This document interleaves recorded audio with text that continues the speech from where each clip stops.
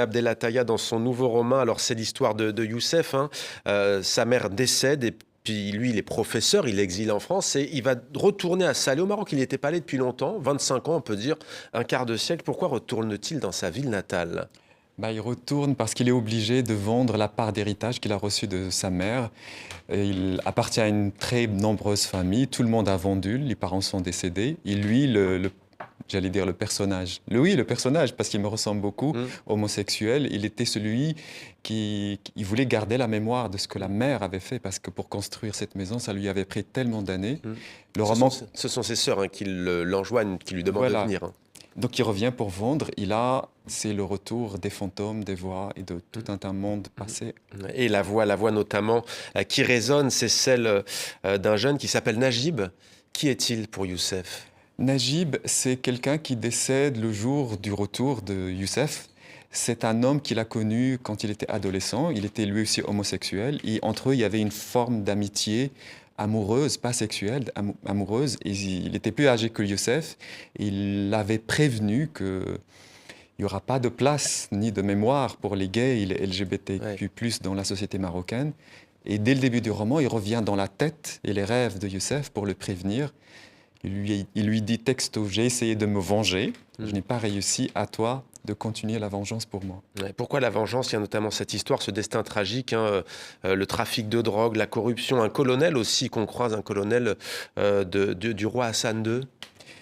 C'est aussi un portrait d'une époque peut-être, ou d'une société, au-delà de la question des minorités sexuelles et de la question LGBT et de ce que souvent la chape de plomb fait vivre à ces jeunes. Parce que je pense qu'il y a tout un système politique, un système qui emprisonne les gens, et même quand certaines personnes essayent de s'en sortir et de faire évoluer les choses, le système finit par intervenir et fait dire les gens qui nous aiment des mots extrêmement durs. Et c'est ce qu'il fait ici, Youssef. Il essaie de confronter justement les sœurs qu'il a aimées tellement et qui ont fini par lui parler avec le langage du pouvoir, avec des mots qui tuent.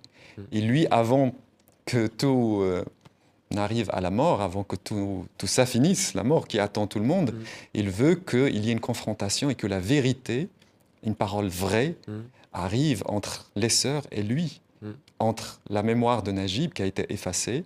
Il veut les confronter avec tout cela. Puisque elles font semblant d'avoir oublié, il leur dit: moi, le gay, je suis votre mémoire. Du coup, le livre devient une forme de, je sais pas comment dire, comme si on était dans un autre cosmos. Il n'y a que des voix et des fantômes qui s'interpénètrent et parlent. Et qui sont là. Et il y a aussi cette ville, hein, vous dites... le sel est dans l'air, le vent de l'océan vit dans toutes les têtes et dans tous les cœurs. À Salé, le sel est dans l'air, sur les murs, les meubles, les vêtements. Il couvre les êtres de la tête aux pieds, mais cela ne dérange personne. Pour rire, on dit parfois les gens de Salé sont très salés. En arabe, cela signifie que ce sont des personnes qui ont beaucoup souffert et qui désormais ne se laissent plus faire, ils résistent. Il résiste à Rabat, la capitale qui est juste à côté. Il y a juste un fleuve qui sépare les deux rives.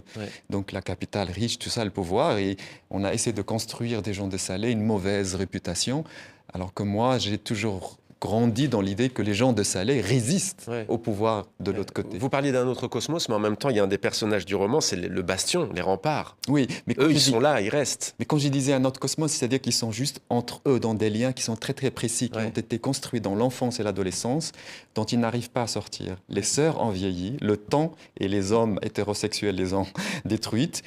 Et lui, il est là pour que justement, et cette réalité dont vous parlez, ressurgisse, qu'il y ait quelque chose de vrai. C'est un livre sur la mémoire, c'est un livre sur ce que le temps fait aux êtres et comment le pouvoir empêche les gens d'arriver à la vérité entre eux.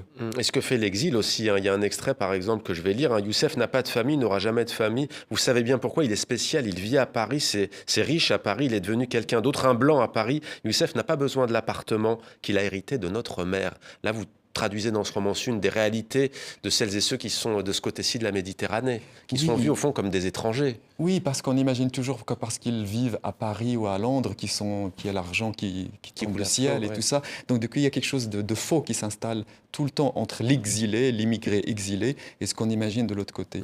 Et justement, le roman, il permet là à Youssef d'essayer de rétablir la réalité. Je pense qu'il n'y arrive pas complètement, et c'est ce qui fait que moi, l'écrivain, j'invente un espace où cette confrontation, cette vérité, enfin, pourra surgir Et cet espace, c'est le rêve, c'est le livre. Eh bien, en cette rentrée littéraire, on vous souhaite d'avoir un prix. Alors, le moins qu'on peut dire, c'est que vous avez une chance quand même. Vous êtes en lice pour le Goncourt, le prix Goncourt des lycéens, le Médicis, le prix Décembre, le Grand Prix de l'Académie française. Autant dire que c'est plutôt bien parti. On espère que Maghreb Orient Express vous portera bonheur. Autre actualité, c'est votre prochain film, Cabo Negro. C'est au Maroc, hein, sorti en France, prévu l'an prochain. Vous allez présenter le film aux États-Unis le mois prochain, Chicago, New York notamment. Un mot sur l'histoire? C'est sur la jeunesse LGBTQ+, marocaine d'aujourd'hui. C'est un film qui m'a été inspiré de ce que je vois sur Instagram et les réseaux sociaux depuis à peu près 5 ans. Et je vois que les lois ne changent absolument pas pour protéger les minorités. En revanche, la jeunesse d'aujourd'hui, au Maroc et je pense un peu partout dans le monde, n'attend plus que les lois changent. Ils inventent entre eux un espace d'amour, de tendresse et de solidarité. De liberté. De liberté. Et je voulais que le film les accompagne dans cette liberté qu'ils inventent, malgré la violence du pouvoir et du monde qui les déconsidère toujours.